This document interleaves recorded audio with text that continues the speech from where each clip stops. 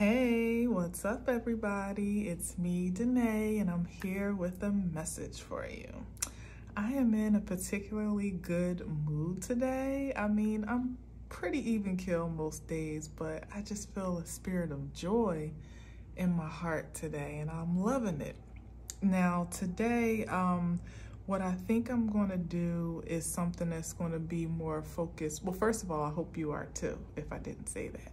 I hope you're feeling the spirit of joy and peace and love wherever you are today. It's definitely a beautiful day, but the weather, when it's sunny and bright and breezy, kind of naturally has that effect on me. So I don't think I would do as well in cold, dark, damp places. But anyway, neither here nor there. Hope the sun is shining in your heart, if nowhere else.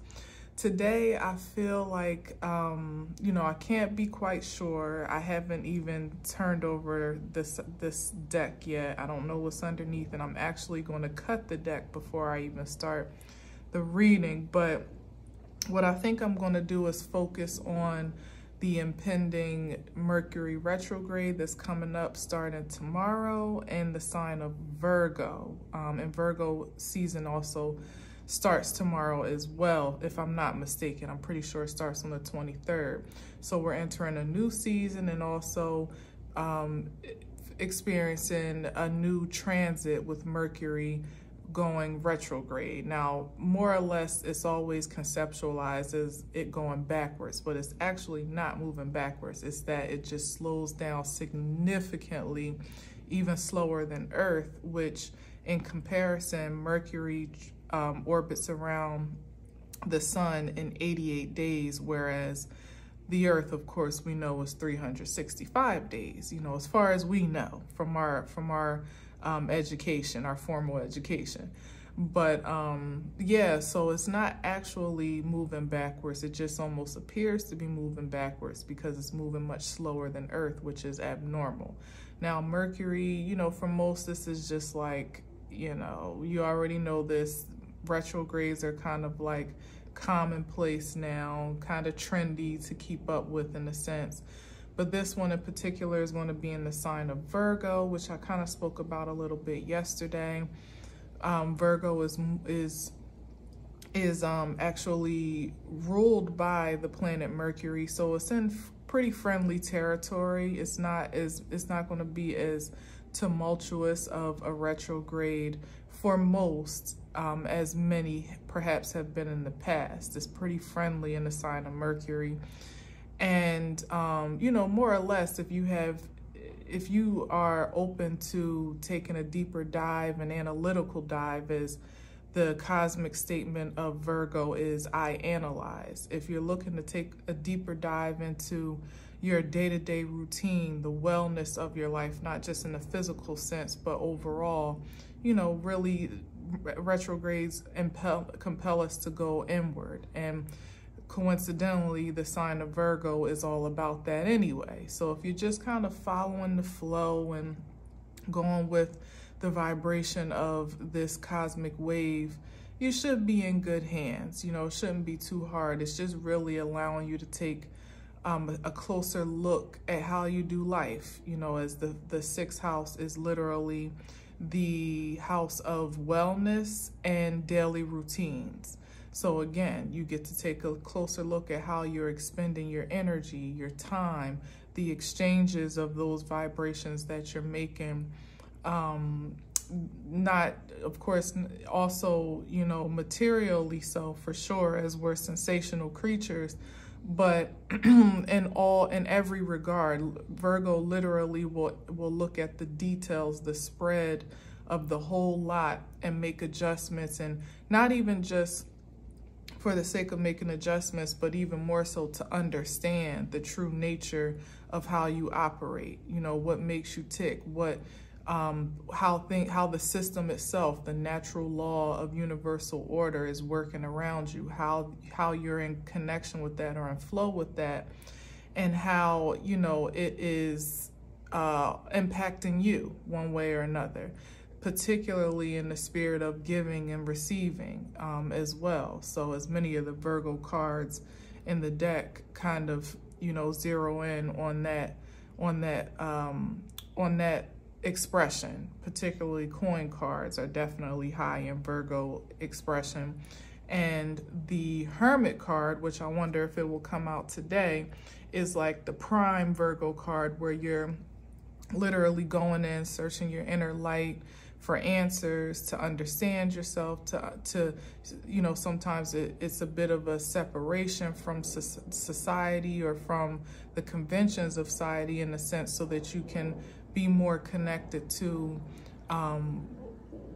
how you naturally operate, and how you can make that process more efficient and effective, you know, and really taking the time to take inventory over what impedes on that process, or what impacts it, what inspires it, and bringing a holistic viewpoint of that knowledge and an analytical nature into a spiritual operation of your everyday life. So it's not just numbers and facts for numbers' sake. It's really for the improvement of the system and the process of you overall, if that makes sense. So without further ado, I'm going to cut the deck one good time. We'll see what's at the bottom, and then we'll see how this moves us. Oh, High Priestess. Okay. So that's about, oh, by the way, I'm drinking some tea, which I'm about to take a sip of, and the tea bag says love is the highest of all virtues. So, you know, put that in your pipe and smoke it. Why don't you? Amazing tea today, by the way. So with the High Priestess, it's definitely about the keeper of divine secrets, you know, spiritual alignment. I would say definitely a great synergy with the Hermit card. I would even say, well, bless me, I would actually say that the almost a pretty decent synergy with the Hermit card itself. You know, someone that doesn't mind being in separation from societal norms, disconnected from it in some regard, but still tapped in a sense as well, just not holistically influenced by it, I would say, that knows that has enough of the balance of the two to know exactly where to insert self and where to be influenced by, you know, societal, you know, impacts and things of that nature.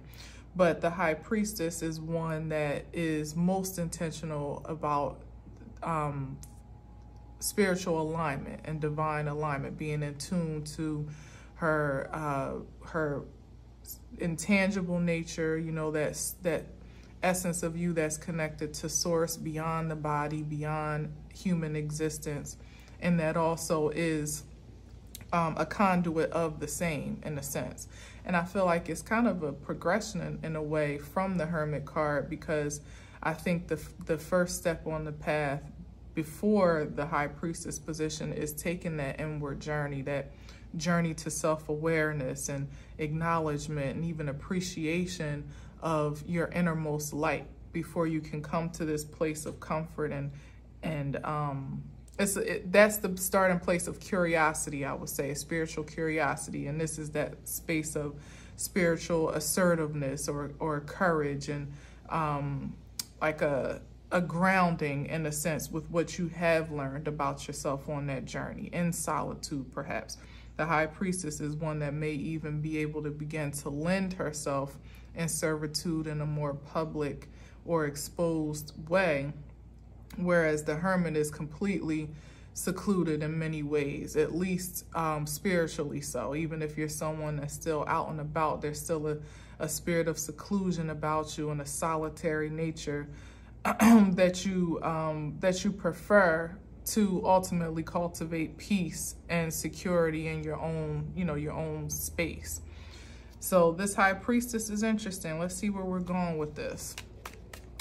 So, you know, I guess to say, yeah, well, I guess that's definitely one of the aspects of the retrograde, then I would say is to be in an intentional, have an intentional focus on really not just touching the surface, because Virgo is not surface energy. Virgo is about the details, what's under the surface, the numbers, the systems, the process, like how does it all work? How does it come together? Like bearing down to the bones of it all and perhaps building it back up again, you know, from my perspective. I could be wrong, but that's my interpretation of Virgo energy. I've told you before, it's not my strongest suit. Although in my research, I realized that it's an energetic evolution that I've been coming through. You know, it's definitely something that I've been working through and not even really realizing it, but it's not my natural come from to be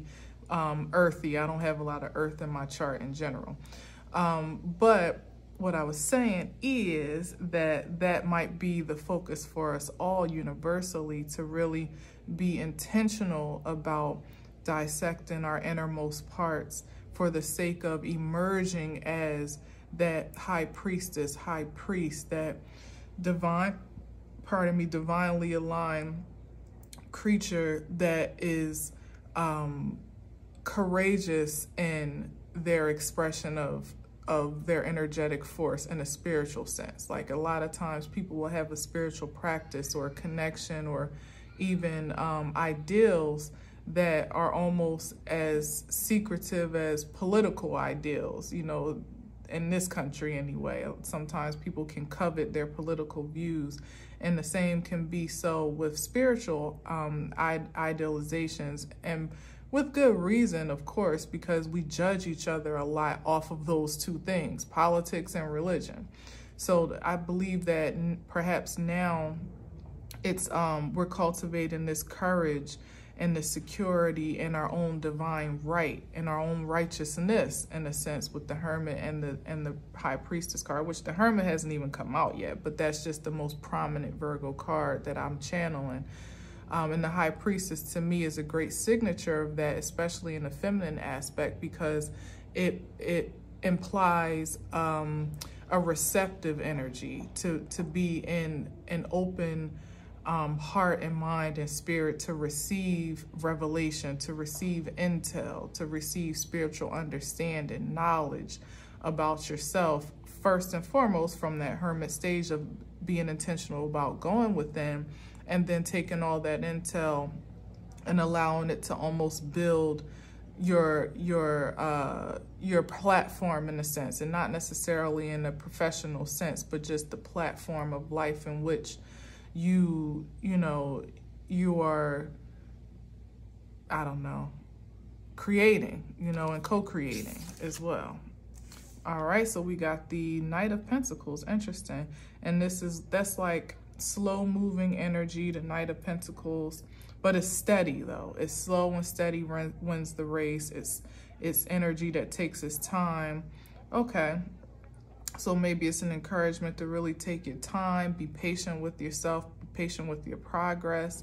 Again, it's Pentacle energy, which I stated, Virgo has a lot of Pentacle vibrations in this deck. You know, the most prominent ones are the Pentacle forces, particularly the Page of Pentacles, the the Four of Pentacles, the Five of Pentacles, and the Six of Pentacles are all Virgo cards from my understanding. Now this one is not, and I'm actually not 100% sure what it is. I hear Taurus, but I really don't know that to be for sure, to be honest. So please don't quote me on that. But just the progression itself, from the beginning point of a Page of Pentacles into this Knight of Pentacles, which is that next level up in the suit, it implies that there is a growth that's happening that maybe perhaps you haven't even been able to see, you know, or to really sensationalize, you know, the expansion of your wisdom and your energetic understanding of self, you know, an expression of self even. The Knight of Pentacles takes his time with the offer that he's coming to bring to the table, because he wants to be sure. So I guess that's kind of Virgo. I wonder if maybe I had I got, you know, misled in my research a bit perhaps, but Virgo energy definitely is not necessarily quick to draw. It's going to make sure it has the facts in alignment, that it's sure about what it's expressing. And with this Mercury in retrograde, that's also a point of the process, is that you'll be in alignment to really be most considerate about your investments, most considerate even about how you communicate, with Mercury being the ruling planet of communication, of travel, Knight of Pentacles. So maybe even careful in your travel plans, which I definitely caution that you do be extra careful in your planning, because as I've already experienced in the pre-shadow phase, there's definitely, you know, depending on who, what, and where you're affected. But for me personally, I've experienced extreme delays in just doing the simplest of things and setbacks. So it's being careful in your investments, in your plans, in your travel, in your communication about, you know, one to another, but definitely about your personal expressions at this time. If you're considering any contracts, Six of Cups here, this is more so about past contracts, which we know retrograde, and Mercury retrograde in particular, definitely will bring an emergence of old agreements, old connections, old commitments, maybe even relationships, you know, just as being this is someone that's very cautious and careful about, you know, being a slow yes in a sense, you know. Now, things that have already kind of been in the making before this transit has come into play, you more or less have the green light, as most retrogrades, to just, you know, to move forward, but still with alert and with caution and carefulness, like overlooking your contract, you know, the fine print, being very certain of your commitment before you make it, not feeling like you have to be a quick yes to anything in particular. And if there's something that's making you feel rushed to commit yourself, that's even more of a yellow light or a red light altogether, you know, because at this time, there should be nothing that's so urgent that it absolutely can't allow you to take careful consideration of it in the way that's most comfortable to you. And that's in connection with people, places, and things. You know, you up for a new job and you just so happen to, you know, I don't know. There's so many different things, but don't let anything push you over the edge outside of your comfort zone, and without it being justified. You know, because yes, I think in this Mercury retrograde particularly, it's not so much about don't take any new agreements, don't make any new contracts, don't start no new projects, don't go nowhere, don't talk to nobody, don't.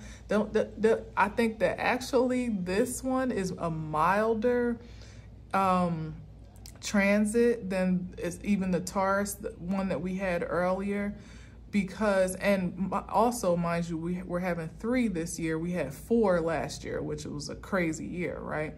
So, and this one is not even that long. It's till September 15th, and then give it till about September 30th for that post-shadow phase when it's just warming up into orbit.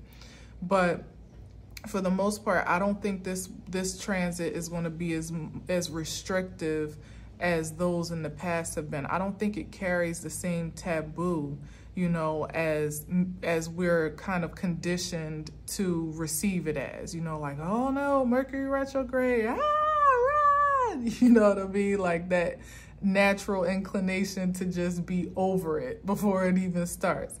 I jokingly am talking about my travel delays and retrograding Mercury already Mercury-in and retrograding already, you know, that whole thing.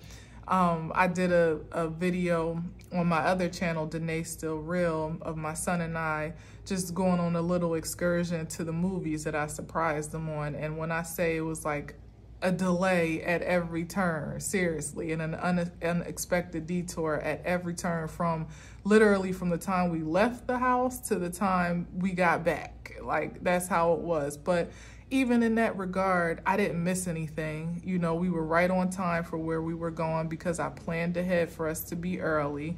We enjoyed our experience, you know, with the with the exception that it was freezing cold, but I was prepared for that because I had jackets for both of us. You know, we took our time getting back home, and literally on the way home there was a road detour, so it took us a little bit out the way and a little overtime, but we still got home in more than enough time to be completely relaxed and not feel rushed. And, you know, I think it's really about the preparation piece, which is all about that Virgo energy. You know, Virgo is definitely about being prepared with the facts, with the evidence, with the research, knowing all the ins and outs, and then, you know, honestly still being open for there to be changes, there to be additions, subtractions, detours, delays. That's just the spirit of life, you know, and going with the flow of universal order as it is. And retrogrades kind of help us, you know, for those of us that are not eagerly as flowy, you know, some more than others, depending on your chart makeup, it kind of conditions us and reconditions us to be in alignment with the universal order of things, so we're not working against it and ultimately pushing back against ourselves. So with this vibration here, it may take a little while perhaps even to get where you're going, but like I said, the point of my expression of my experience, even with the delays, is that I was prepared. I was ahead. I was more than prepared, and I was actually open in mind and spirit, you know, to however the travel needed to unfold, knowing that I was still going to get to my destination, to and fro, safe and sound. And I did, you know. So that's the idea here. The Knight of Pentacles is going to get to his destination. And when he gets there, he's very stable in his offering, his expression. He's secure in what he has to offer because he's had some time to cultivate it, sit with it, grow it a little bit from that Page of Pentacles to here as an implication. He's confident in what he has within himself, and also I would say has the idea you know, has the projection of growth. You know, the Knight of Pentacles, if he's been able to grow himself from a page perspective, then certainly with that spirit of persistence and perseverance, he can grow beyond this position as well, you know, perhaps to a king or even the emperor status, you know. And that's what Virgo energy is about as well. It's about planning for the long term, for sustainable results. Not the quick fix, not the microwave response, not immediate gratification per se. It's that you find the gratification in the process somehow, you know, by harnessing in that patience. And that's what the Knight of Pentacles has. He's the slowest moving knight in the deck. Harnessing in that patience and finding a pleasure in the process while you're on the journey. The Hermit card is that card of mastery. Is someone that's going within so that so that he doesn't go without ultimately. Shout out to Mystic Tori Tarot, who says that at the end of her readings, always go within so you never go without. That's the energy of the Hermit card. He's going within so that, you know, he learns the ins and outs of his natural being and how to truly master the art of spiritual law within himself, so that there is no lack, there is no you know, no scarcity. You know, if you can cultivate that spirit within yourself, then you have an understanding for how the universal laws work for you and through you. That's an intel that you can carry through any experience of life and create something productive of it, you know? And as I said, it might take a little while to get there, but ultimately that Hermit is on its way to a master's level where there's nothing that can really impose on that level of prestige and understanding in the way of prosperity. And not just material prosperity. We're talking about spiritual prosperity first and foremost, which is the most profound, the most prominent, and then everything else follows suit. So relationships coming into play as they always do. Just be mindful that you can be a slow yes to new commitments, old commitments, present commitments, possibilities of commitments. Don't feel rushed into connecting with anyone, because your yes is highly valuable. It's invaluable at this time. What you are a yes to is your creative currency, and it can make or break your bottom line. You could connect with someone and it literally, you know, expand your life beyond your wildest dreams, and you could do the same and it do the opposite. So take the time, allow the retrograde to do its thing. Okay, go ahead and experience life as you feel guided to do so, but be mindful that the transit that we're in is giving us the opportunity to explore, to really see the aspects of all things and allow them to speak to us in a way that's going to make us masters of our manifestations. And that's in love, that's in life, that's in material gain, that's in creativity. In every way, shape, and form, we are becoming masters of our own selves, you know, so that we can have sovereignty over, we can claim sovereignty over our spiritual essence. Okay, so let's say, oh, that almost came out as the Magician card, but it didn't flip fairly, so I won't take it. I'm just a chit-chatting away, y'all. I hope you don't mind, but this is just what I feel guided to these last couple, yesterday in particular and today. I've just been like channeling. All right, and so we got the Fool card, which is definitely about taking a new journey. Let me get a sip of this tea. Being a yes to the journey of discovery itself. You know, what you find out about yourself, or what you experience to be the truth through your, what do we call it? Like the your scientific, what is it called?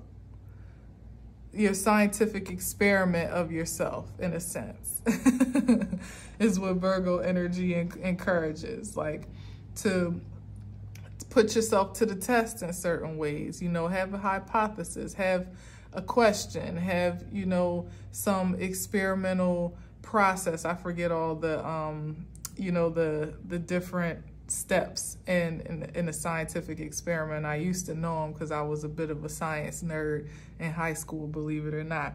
But to really kind of put yourself through the ringer, in a sense, just by way of analyzing what truly is. You know, for those that are willing, you could take a deeper dive, of course. You know, it's all, there's no depth that the spirit will not welcome you to, you know, in integrity.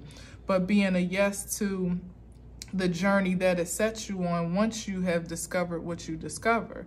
So it may put you in a position to start fresh in some way, shape, or form, to start a new path, to, you know, take a different turn than what was previously anticipated or even expected.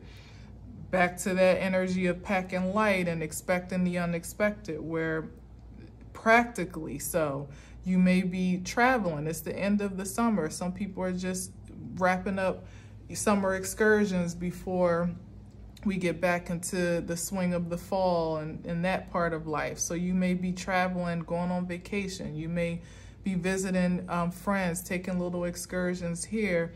Just be open to the possibilities. You know, the Fool moves in faith and also with joy for the journey. You know, he's not apprehensive for what's to be discovered ahead of himself. And I'm saying this in the practical way of perhaps like summer vacation and excursions and such, but this isn't even in the most dynamic way, of course, where you are perhaps discovering some deep intel about yourself that is maybe leading you on a completely different path than you could have ever expected or projected for yourself. Let it be one that's in faith, knowing that you have everything that you need to carry you across that journey safely and soundly. Prepare mentally and spiritually as much as possible by being lighthearted and being expectant of, you know, the flow with the universe as it's ordered naturally, you know, being okay with there being a slight turn here or a left where you meant to make a right, being in joy with the expedition, you know, and the experience of the journey itself. That's what the Fool card is representing here. And the Justice is bringing balance, in a sense, to all things, you know, that perhaps may have been some sort of imposition or block or unjustifiable deterrent on that path in the first place, you know. So back to the Knight of Pentacles, where it may have taken a while in some regards, it's all been in the natural order of things, you know. Nothing has, you know, even the things that have meant to be a disruption to the natural order were still working in the order of the most natural, you know. It still was working for you ultimately, even when it was intended otherwise.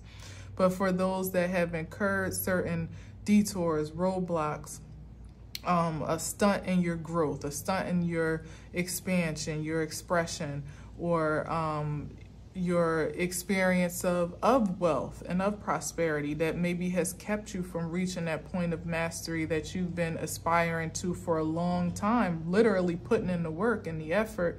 But no matter how much, you know, for as hard as you work, there always seemed to be some greater resistance, or at least some identical resistance to your investment.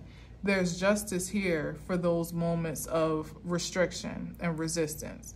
The tables, you know, the scales are being balanced, where the cause and effect of the natural order of life is absolutely in play. This definitely speaks to the natural laws of the natural universal laws, you know, where what you sow is what you reap, cause and effect. Every action has an opposite reaction in a sense.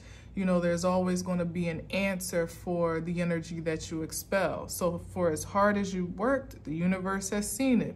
For as faithful as you've been, despite having all the resources to move ahead, despite many times not even having all the information, maybe not even always being, you know, as courageous, at least in your perspective, as you would have wanted to be to move forward, or having the heart to take certain risks that were set before you because of past experiences, you know, that were superimposed or externally interfered. Here's the Justice card. And I know I see it, so I have to say it. It's the Wheel of Fortune. I saw the little blue angel back here, and I have to speak on it, because that's exactly the justice as it plays out above and so below, where there's an evolution of sorts. You know, I feel like it's almost like a slingshot effect that's been happening, and definitely probably occurring in this retrograde, which is why I'm feeling like the ideal to conceptualize is that it's not more of a delay, more of a halt. It's just like an overlooking, you know. It's like it's like the final checks and balances of your move forward, where you're making sure you got it. Like I said, for my excursion, I was over prepared. I left ahead of time. I you know, double checked all of the routes and all the timings and all of, you know, everything that was specific to my journey to be successful. In my control, I had everything checked and outlined. And that's not really me, to be honest. I'm kind of like a fly off the seat of my pants type of girl most of the time, or at least I like to be. But that's what I was saying. Like, there are ways that, like I was saying, that we've been evolving energetically that we didn't even realize that we were. Perhaps many of those experiences of the past are what has cultivated this evolution of spirit, you know, of energetic force. Whereas before, I probably would have left in time to be there just on time, and we wouldn't have made it on time because of all the delays I incurred. Now, in the spirit and the maturity of life that I'm in, and the experiences that I've had, I've learned to be 30 minutes ahead, you know, and that's excessive, you know, in the grand scheme of things. But if it wasn't for that extra 30 minutes that I planned for, we wouldn't have been right on time as we were, you know. So this is like the evolution of sorts happening, you know, in real time, where, as I said, it's like your awareness of your evolvement is now catching up in this time. It's not so much of, and it's being refined, I would also like to say, because there are some aspects of you that have absolutely evolved, and there are others that are still being refined throughout this process, perhaps of the retrograde, where, like I said, maybe you're not one that's attentive to details, or not overly prepared, or overly knowledgeable, or, you know, really inclined to scrutinize every aspect of your experience in a sense. You know, maybe you're more like me, more fiery and quick to action and airy, just going with the flow, literally wherever the wind takes you. That's my natural inclination. But now we've evolved in the ways of our experiences, and in this time, it's about that process, ourselves being refined to kind of cultivate this behavior of sorts. That's Virgo energy, this behavior of preparedness, of being ready for the unexpected, being ahead of the game, you know, not being proactive and less reactive, but also being prepared to be reactive to even the most, you know, the most unexpected circumstances as well. It's like a balance of all things that's happening. And as I said, it's been happening under our noses, under our skin, unbeknownst to us. And now it's like, with this Knight of Pentacles, we're becoming aware of our position, you know, of our prominence, like, wow. And that's what I also want to say, like, taking the inventory of your progress is also very Virgo, you know, being clear about how you, you know, how you have evolved to this point and what's been working for you, and putting more of that into practice. Now, at this point, I will never, unless I can absolutely not help it, just leave out the house with 15 minutes to spare. You know, it's now kind of being ingrained in my being to be overly prepared, to be ahead of time, to be, what do they say? If you're early, you're on time. If you're on time, you're late. That type of thing. Well, I was very much so if you're late, you're late as hell type of person. I literally would be running to work 15 minutes away with 5 minutes to spare. You know what I mean? That was me. But in my observation of myself in real time, like right now, as I'm speaking to you, I don't really do that anymore. My life has changed so that I don't really have the luxury to do that anymore. I have more parts and pieces to account for, but I also don't have the desire to move in that type of angst. I've evolved, I have grown, I have matured, and perhaps some of those old chains and barriers and interruptions and interferences that once, you know, encouraged that behavior of me have been balanced and justified, and so have balanced my spirit in the same sense. So again, I just want to stress that this retrograde, I think, is more so about being in the mind to be careful and attentive to detail, being alert, being aware of self, of surroundings, of the process, of the natural order, of even disturbances to that order, so you don't get finessed, you know what I mean? Knowing exactly how you work in the natural, so you know when there's a disruption to that process or an interruption that is not normal, you know, that's inorganic, and you can react and respond to that accordingly. All of that is coming into play so that it ultimately evolves us into more efficient manifestors, efficient magicians. Remember that magician card almost came out. That is the idea, so that at a moment's notice, you can literally, you know, bring to life that manifestation power that you possess innately, but it's the practices of such that allow us to become a master of it, that we're not just flying off the seat of our pants, pulling a rabbit out of a hat and, you know, cutting sawing a lady in half and, you know, disappearing here and there. There's like a science to what we do, and we're learning the science of ourselves so that we can be masterful in a sense where it's like on site, you know, on demand, when we need to call our power into play to create whatever outcome or manifest whatever, you know, ideal objective is perceivable, you know. This is dope. I hope you feeling what I'm putting down. Thank you, Spirit, for guiding me in this way, because I didn't know what today's message was going to be about, but I kind of understand. That's too many. But that was the Empress card on top. Master of your creative force, you know. She's definitely pardon me. She's definitely, there she goes again. She's definitely what do we call her? Fruitful and fertile. She's a creator.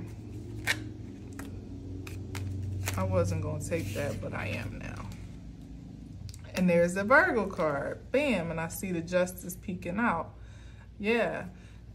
I'm going to talk about the... Oh, and there's a Magician. No way. Okay, this is it. And we're going to head out. We're going to head out after this. This is awesome. All right. All right. So we got the Empress card. Then we got the Magician, which I've already kind of gone in about that. And then we got the Six of Wands card, victory and success, public recognition, perhaps acknowledgement. Then we got the Star card, which is definitely a pronunciation of recognition, or just being expressive on the world stage. Maybe not in the most public way per se, but maybe, you know, perhaps that is the case for you, but definitely just being pronounced in your universal force, what you feel destined to do, and who you feel called to be, and, you know, all those wonderful things, like pouring into the realm and into the earth in the way that, in an equal and balanced way that's been poured into you, as much as you possibly can do so, because the universe will always outmatch you when you're pouring yourself out into it. You know, I think it's important to say that. And then the Three of Pentacles here, which is about collaborative effort. I see it more in a high vibrational way today. Definitely energies working with you and for you to achieve some level of, you know, higher learning. Oh yeah, awesome. That's amazing. I wonder if that's a Virgo card too. And I don't think about everything, like, really? How is that not Virgo energy? Literally an expression of higher learning, you know, where perhaps what you have learned about yourself, what you've expressed of yourself, how you've mastered I literally said she's the master of her creativity. These two cards are definitely a synergy of that, you know, where you're a magician in your own right. You can take any resource that is available to you, internally or externally, and put it to work, you know, make something productive of it in the highest vibration, of course, which all of this is high vibrational to me, even with the Five of Pentacles. I'll get to that in a second. The Empress card is, you know, absolutely being a sovereign force, you know, in your spiritual nature, and ultimately of your material world that she creates on her own will. She doesn't really answer to anybody in the Empress position. She answers to the higher calling of herself, you know, and to the servitude of her kingdom. You know, she's definitely a service oriented being, and therefore is very selective and particular about how her energy is expressed and connected to, you know, she's been around the block, so she's not new to this. She's true to this, you know, in every regard, but still is even more careful about her energetic projection and investments. It's not, you know, a good empress, a wise empress is not just, you know, careless about the investments that she makes and who she allows in her kingdom, or to share the rights to her throne, or even the dynasty that she's creating, the legacy that she's living. She's very particular about it all because she knows that there's life beyond her breath, in one way, shape, or form.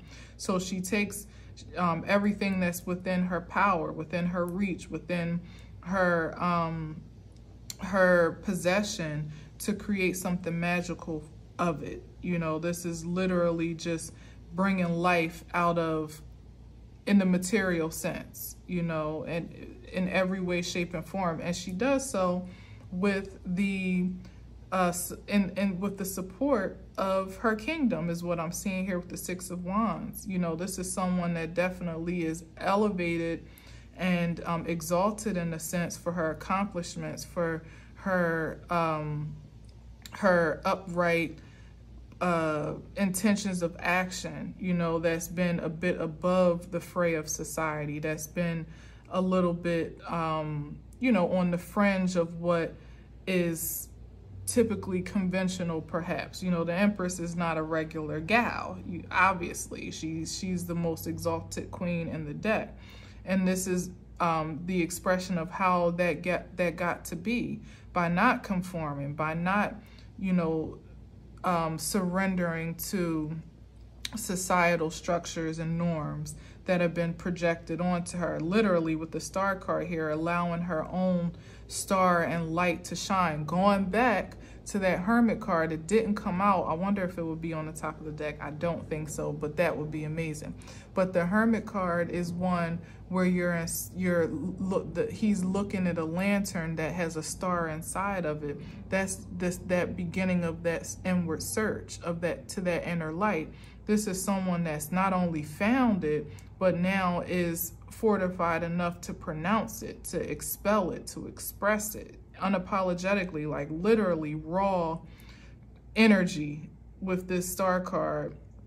If I was monetized, I probably wouldn't get a dime, because you can't even show the damn star card anymore on YouTube, which is crazy to me. It's freaking tarot, for crying out loud.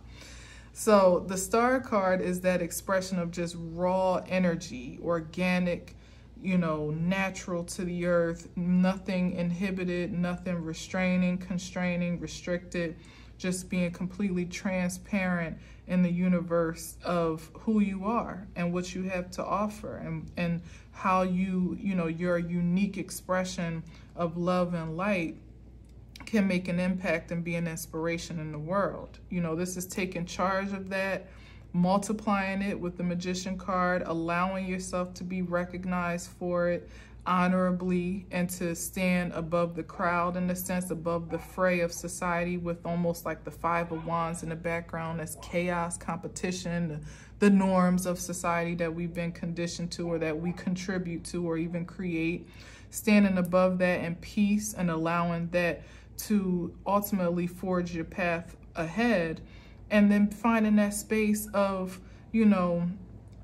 that secret garden of sorts, where you can really, or creating it, that stage of your own where you can express your energetic force without any inhibitions, literally an exhibitionist of energetic expression, in a sense. And the Three of Pentacles is again, that community, that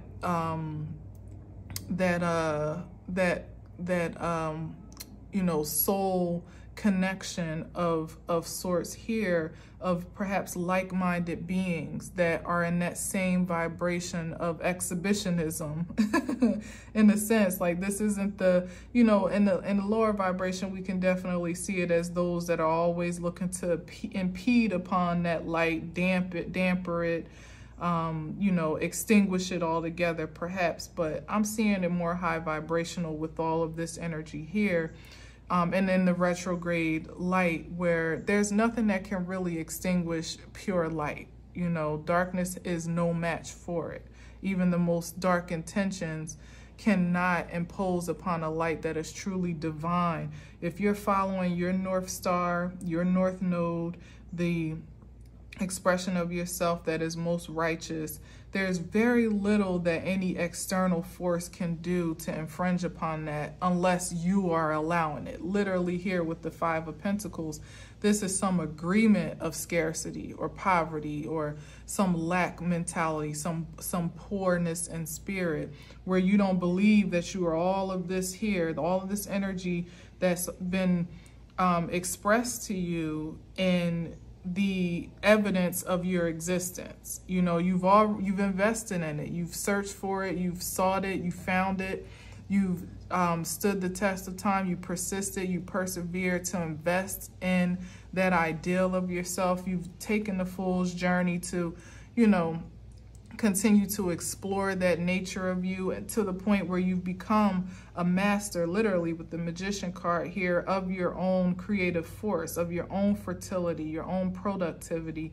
and you've allowed yourself to come through some of, you know, some great feats and disturbances here with the Six of Wands to still shine. So what can stop you at this point, unless you allow it to be so, unless you literally at this this Five of Pentacles, which is also a Virgo energy now, but this Five of Pentacles is you discovering, you know, having, it's really the disparity of how you've invested your intel. You know, now you know exactly what you have on hand. If you were to go back and now still invest yourself into things that are not prosperous after all of this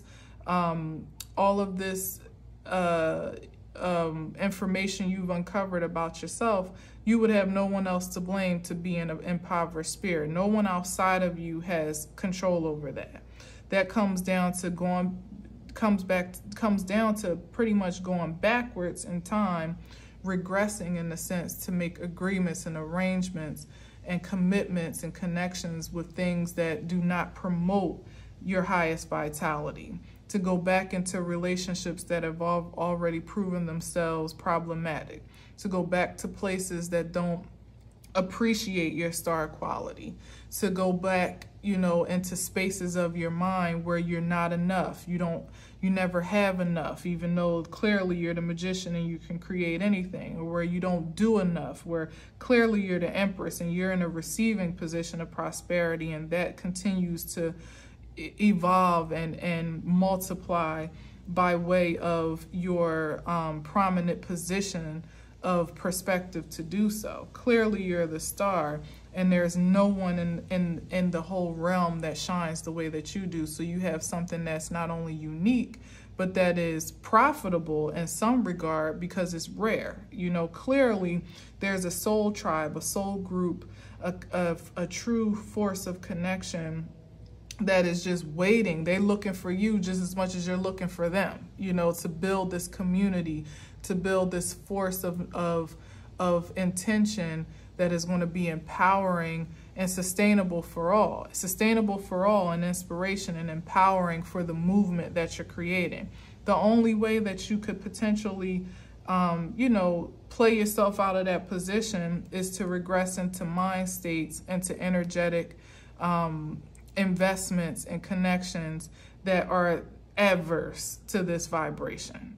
And of course, the lower vibration of collaborative forces, whether they actually be spirits or people and spirits in the inhabitants of people and places, or however they present themselves, of course, they would take pleasure in regressing you back to that position, so that you can be a host for, you know, more harmful vibrations of energy, you know, things that kind of put you in the subservient position as opposed to the sovereign position of power in your spirit.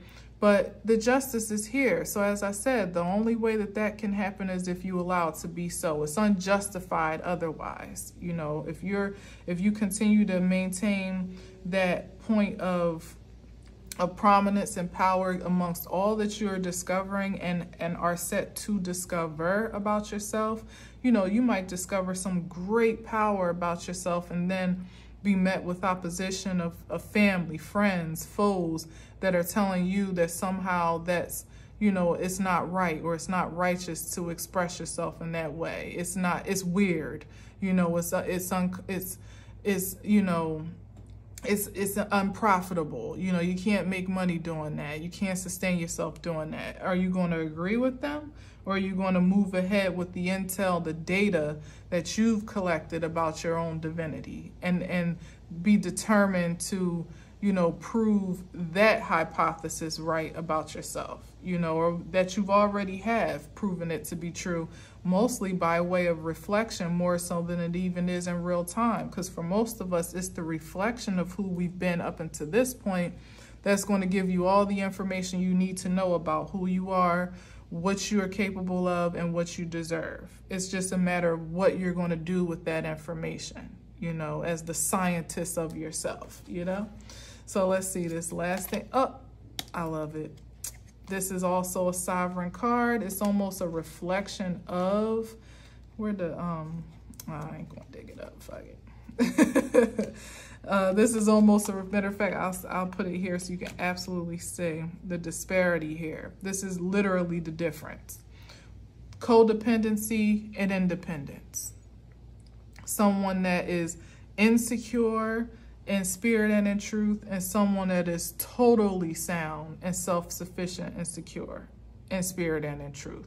This is the wealth of your spiritual nature being manifested in the physical sense, meaning you have receipts for your spiritual investments, you know, for your spiritual sowing. It's just not the ideal of, you know, this is what we call like almost the pre-Empress card. And we already have the Empress on the board. So that implies to me that this is obviously the projection of the future projection, or what already is that, as I said, perhaps you can't really see because it's been a slow burn, a slow and steady movement toward this experience of self, this reveal of self in a sense. But this is what's being cultivated, this spirit of independence that, you know, it's implied that the Empress definitely has a husband. You know, the Emperor is her spouse. The Nine of Pentacles is a single lady. You know, she doesn't necessarily have to be single without a counterpart, but it just says that she's completely satisfied and secure in her singlehood as she needs to be, as she gets to be. Anything else is added value. So nothing in the Five of Pentacles is adding value to the Nine of Pentacles. She's already surpassed that by 4. Why would she regress into situations, connections, commitments, even considerations of relations that are not at least a direct reflection of her? The only true match to the Nine of Pentacles would be the Nine of Cups and the masculine energy in the sense of vibrations and frequencies only. Not talking about man and woman, but energies. The only match would be the Nine of Pentacles, the Nine of Cups, because he's also fulfilled in what he's acquired and accomplished in a spiritual aspect. There's a spiritual prominence to his expression. Here, there's a material response, but to me, they're interchangeable because the spirit has had to have come before the natural, definitely here in this card, and perhaps in the Nine of Cups, it's the spiritual accomplishment that has created a bit of a material stability, an actual physical stability that, you know, typically is the other way around. The masculine's more material focused and the feminine's more emotionally or spiritually focused in a sense, you know, definitely the emotional part. But there's a synergy between the two to have found balance, that Justice card that's somewhere in this deck already. The balance of the two, you know, there's no separation, as a matter of fact. There's an equal level, equal playing field, and it stands alone. It's not interrupted or interfered by any external force.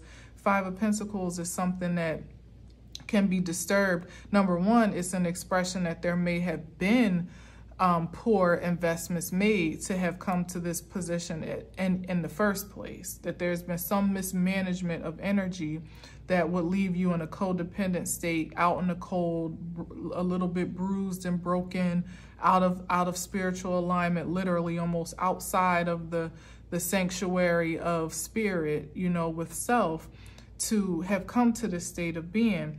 The Nine of Pentacles is almost the contrast of that. An independent, standalone, spiritually and materially prosperous. Life is living, living life, thriving, productively, prosperously, not particularly impacted by anything going on outside of her little world, her little bubble, but at the same time open to the experience of life in the fullest expression thereof, meaning she'd be very happy to take the Nine of Cups as long as he's coming in the right vibration, but not like this. She'd be happy to connect with anybody that's adding value to her court, her kingdom, her creativity, holistically.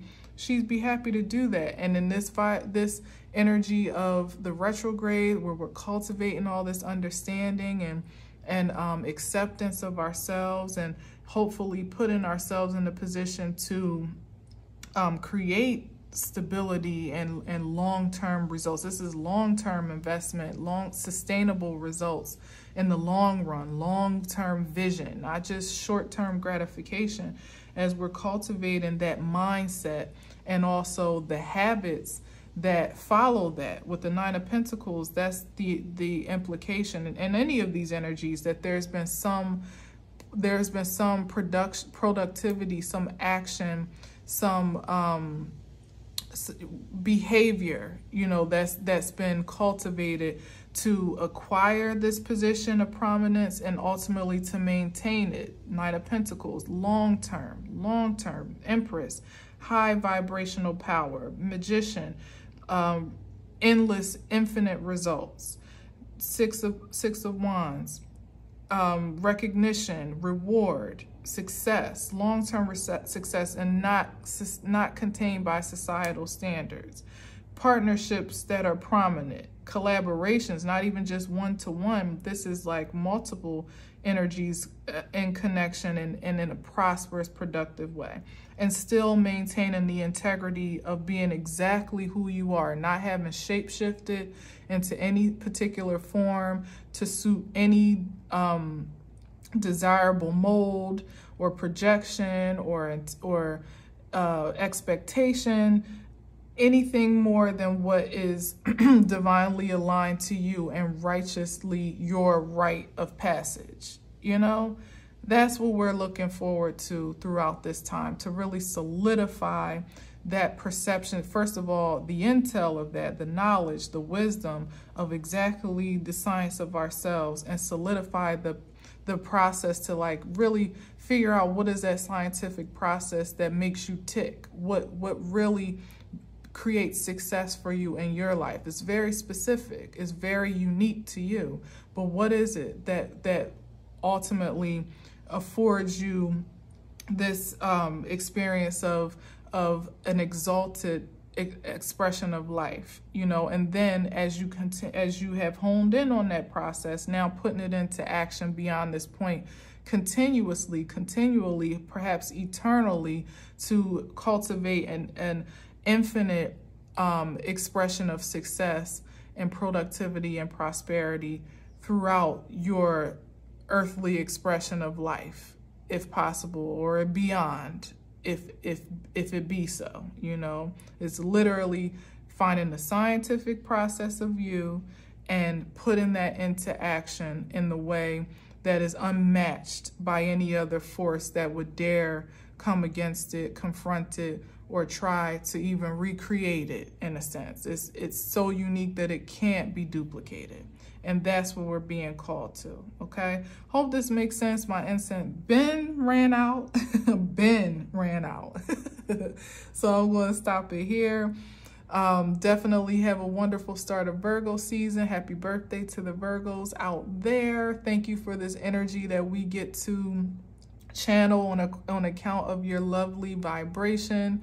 It's definitely it's needed. It's not always the most favorable for many of us that don't have it innately, but certainly it's highly valued and appreciated. So thank you. Continue to be who you are, leading us in the way of the master as we follow, your ways and follow your expression of education in the most unique way that you offer it. We appreciate you, and we appreciate that vibration in the universe truly, and show your appreciation by receiving it and really allowing it to be one with you and your energetic being, and then expressing it in the most high vibrational way you possibly can, by taking care of yourself and by really streamlining your routines so that it be a reflection of wellness, like well-being in your day-to-day life. Okay, so that's it. With all that being said, have a great day and I'll talk to you on the next one. Till next time, peace.